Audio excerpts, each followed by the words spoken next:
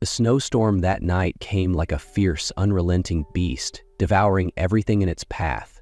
The once clear road leading to the small town of Everbrook was buried beneath layers of snow, while the howling winds threatened to tear apart the stillness of the night.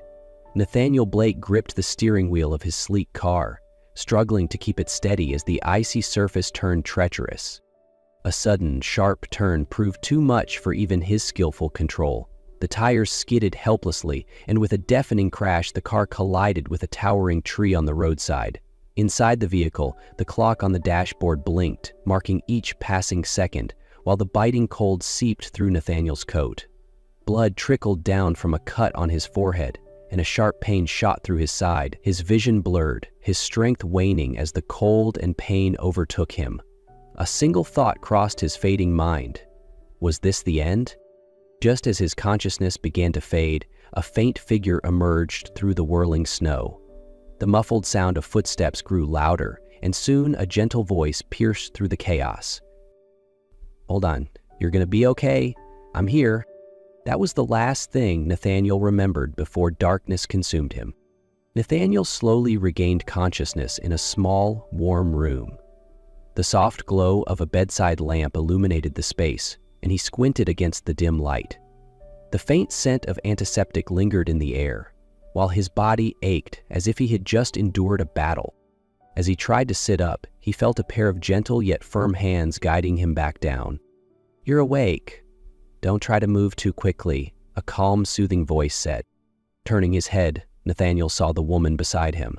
She had soft brown hair tied back neatly and striking blue eyes that radiated calmness, yet carried an unspoken sadness.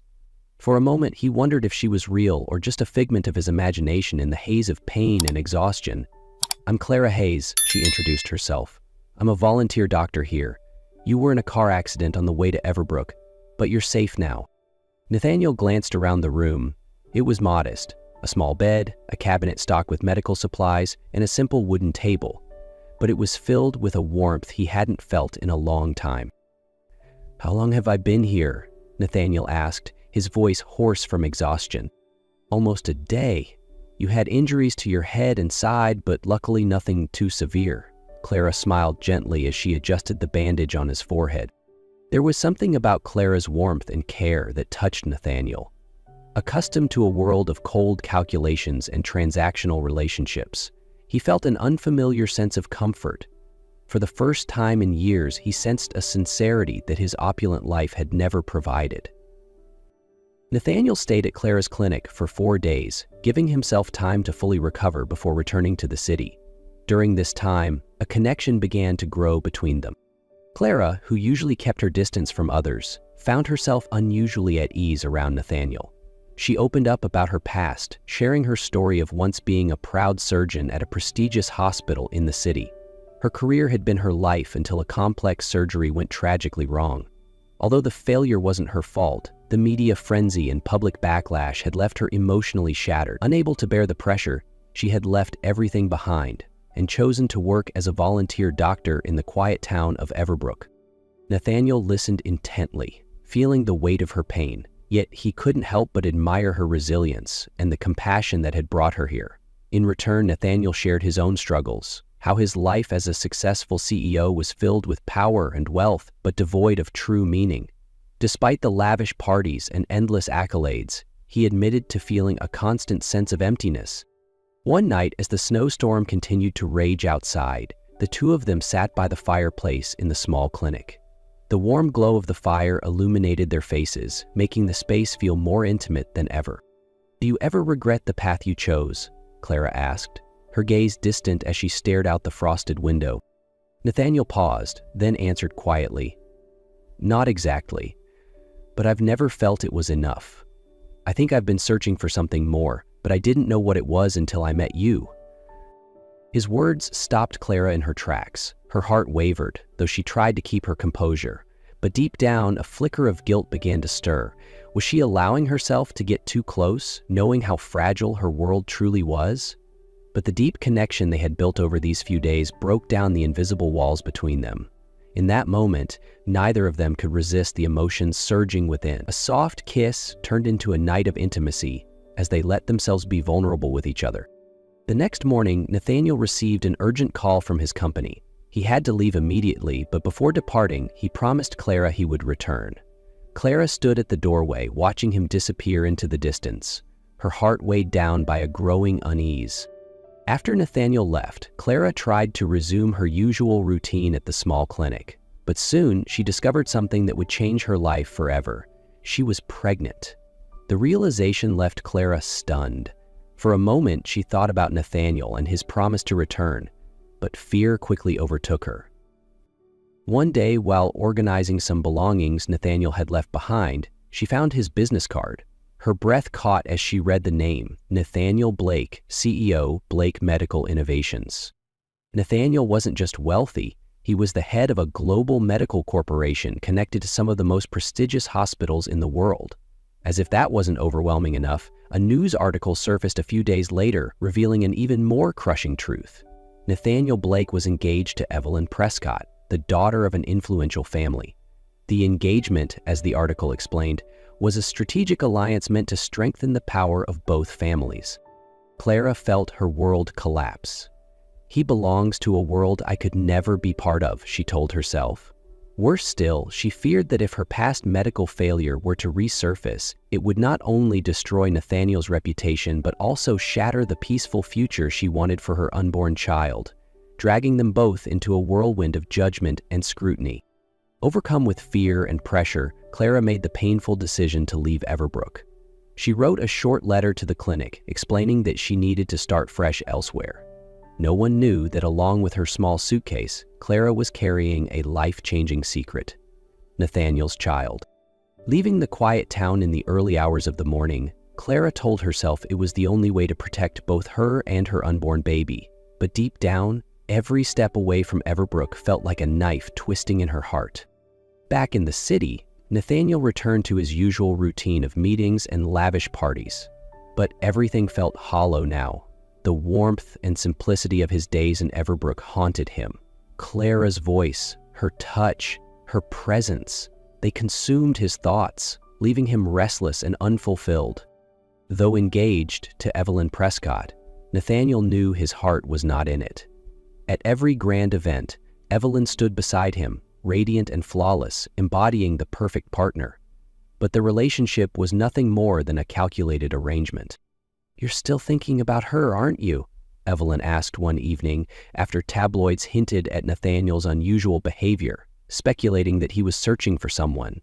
He didn't deny it. "We both know this isn't about love," he replied quietly. Unable to endure the charade any longer, Nathaniel broke off the engagement and embarked on a relentless search for Clara. He hired the best investigators, followed every lead, and chased every clue. But Clara seemed to have vanished. Meanwhile, Clara had built a new life, moving from one small town to another, working at community clinics where no one recognized her name. She dedicated herself to raising Elijah, her son, with Nathaniel, pouring all her love into him. Every day, she worked hard to create a sense of normalcy, but deep down, she feared the day her past would resurface. Elijah, with his soft brown hair and striking blue eyes, a mere image of his father, was her greatest joy. The boy was curious, kind, and full of life, brightening Clara's darkest days. But on quiet nights, when Elijah was fast asleep, Clara often found herself staring out the window, wondering if Nathaniel ever thought about her as she thought about him. After 5 years of searching, Nathaniel was losing hope. He had traveled to countless towns, spoken to hundreds of strangers, but Clara remained elusive. One day, during a business trip to sponsor a charity event in a small town, Nathaniel spotted a young boy sitting in a corner of the courtyard, drawing intently. Nathaniel's heart skipped a beat, then raced uncontrollably. The boy's eyes, blue, bright, and deep, were a perfect reflection of his own. It was as if he were staring into a mirror of his younger self, and the realization hit him like a tidal wave. He walked closer, his voice steady but gentle. "What's your name?"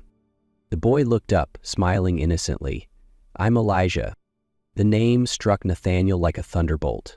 Elijah was the name he had once dreamed of for his future child.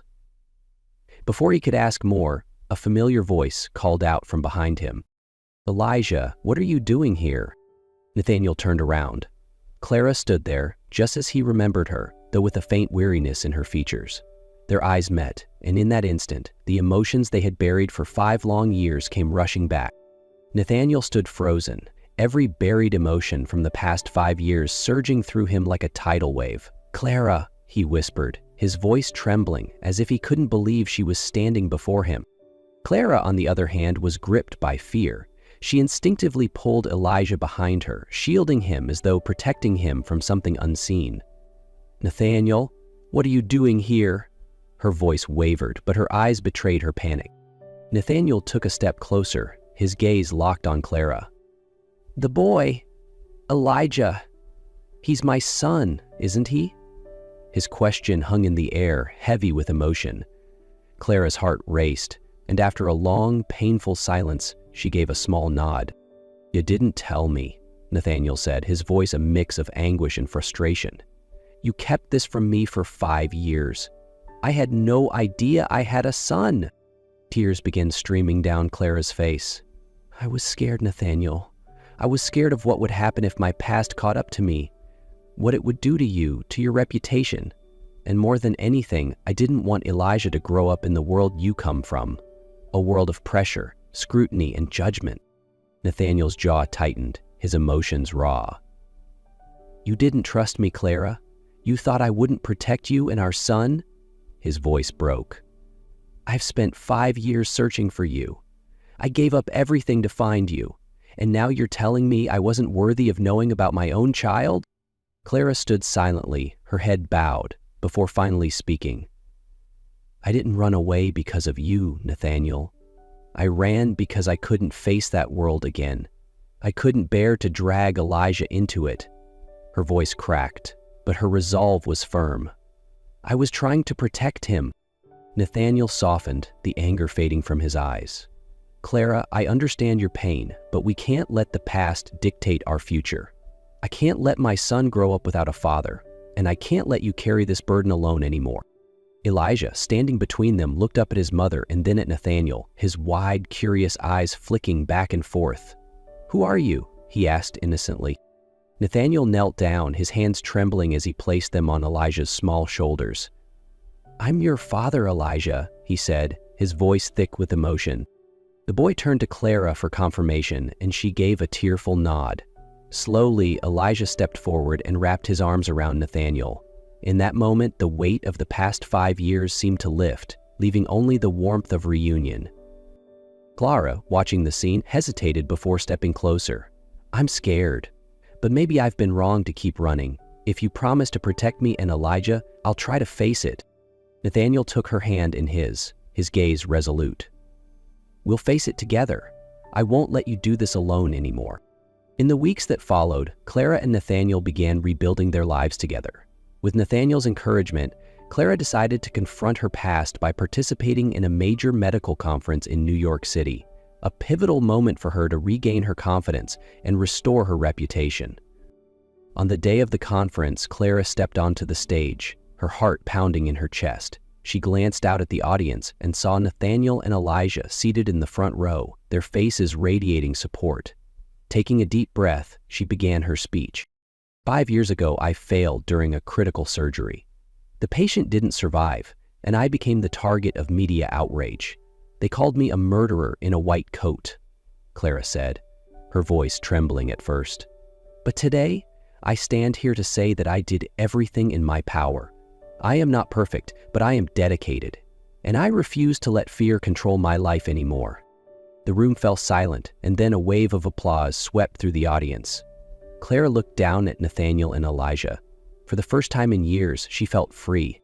Not long after, Clara and Nathaniel held a simple wedding surrounded by close friends and family. Elijah ran around excitedly, declaring that he finally had a complete family.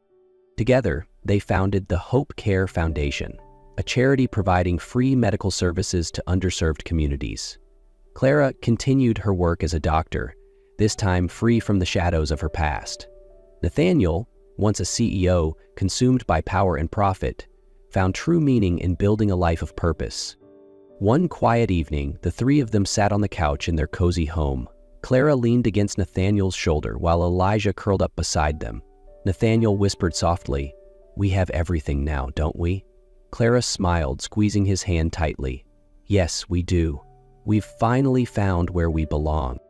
After their simple but heartfelt wedding, life for Clara, Nathaniel, and Elijah entered a new chapter, one filled with laughter, love, and warmth. The family moved into a cozy house in the suburbs, complete with a lovely garden where Clara's favorite flowers bloomed. Every morning, Elijah could be found running around the yard, tossing a ball with Nathaniel, while Clara stood by the window, smiling at the sight of her two favorite people.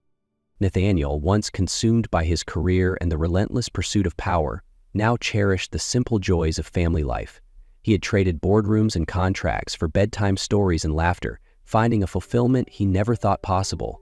He found joy in the smallest moments, baking cookies with Elijah, reading quietly with Clara in the evenings, and helping her prepare dinner. He often said, "Life truly began the day I met you." Clara, with her playful sense of humor, loved teasing Nathaniel about their fateful meeting during the snowstorm. One evening, as the family gathered around the dinner table, she grinned and said, "You know, Nathaniel, I didn't just save your life that day. I saved myself a pretty wonderful husband." Nathaniel laughed, reaching across the table to hold her hand. "And I'm the luckiest man alive to have been saved by the most incredible woman." Elijah, sitting between them, giggled and added, "Mom's the best doctor and Dad's the best cookie maker." His innocent remark sent the whole family into fits of laughter, filling the cozy kitchen with warmth and joy. On weekends, the family often spent time at the Hope Care Foundation, the medical center they had established together. Clara continued her work as a doctor, caring for patients, while Nathaniel managed the fundraising efforts. Elijah, though still young, loved helping his mom hand out medicine and befriending the patients who came to the clinic. Every night, before bed, the family would gather on the sofa in the living room to share the highlights of their day. Clara would look at Nathaniel and Elijah, feeling the love that filled every corner of their home. "We have everything we could ever need," she whispered, leaning her head on Nathaniel's shoulder. "And it all started with a snowstorm," Nathaniel replied, pressing a kiss to her forehead. With laughter ringing through the air and warm light illuminating their home, their family was the perfect picture of happiness, a testament to love, resilience, and the joy of finding where they truly belonged.